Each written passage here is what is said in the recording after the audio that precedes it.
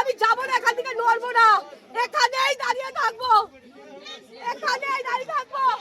এগুলো সব স্বরূপ বিশ্বাসের লোক, এগুলো 50টা মেয়ে মিলে আমাকে ঘিরে ধরেছে। দিদি, আপনি কি তাদের চেনেন? আপনি কি তাদের চিনেন?